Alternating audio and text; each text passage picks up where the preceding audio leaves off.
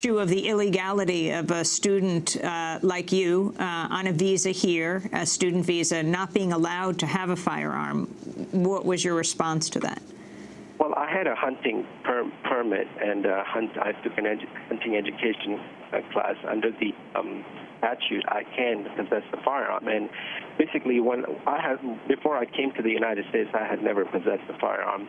In fact, it was only after the Big Ben encounter that the confidential informant invited me to his home and said, you know, well, I want to do some hunting really bad, and would you like to do it with me?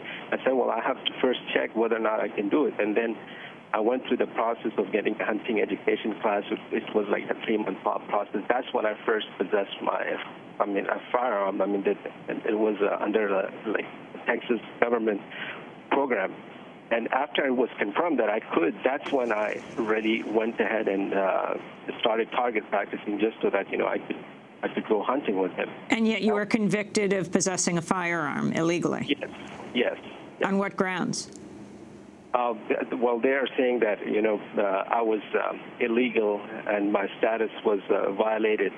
First, they said it was violated because my student visa had expired, but then it was determined that, you know, when you come on a student visa, you come here on a duration of status, which is maintained as long as you are in school. So I was never outside of school. I've always been an honors list or Dean's list student.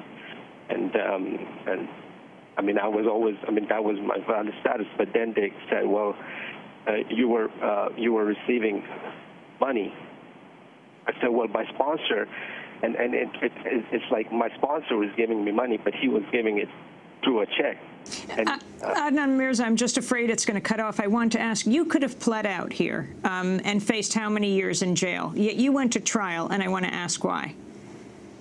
Well, I still believe that my story should come out because the main crux of the matter is that Mr. Williams, as per my understanding, has an intellectual disability. I mean, I think he should be diagnosed with either Asperger's syndrome or high-functioning autism. But nobody wanted to point that out. I mean, and the government informant and the agents who were working with the government knew that Mr. Williams is intellectually disabled, but they still targeted me.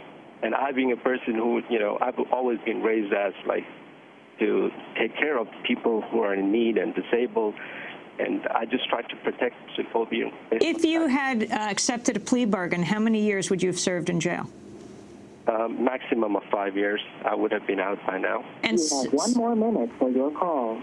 In this last minute, what would you like to say? Why did you go to trial facing 40 years if you could have been out by now?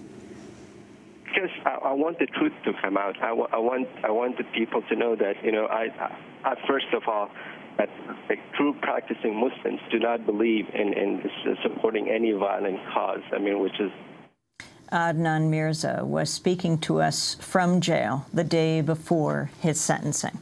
He was sentenced to 15 years in prison without parole for conspiring to provide material support to the Taliban and for unlawfully possessing firearms. He is appealing the decision.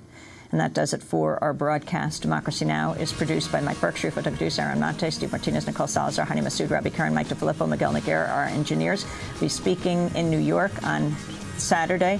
Go to our website at democracynow.org. I'm Amy Goodman. Thanks for joining us.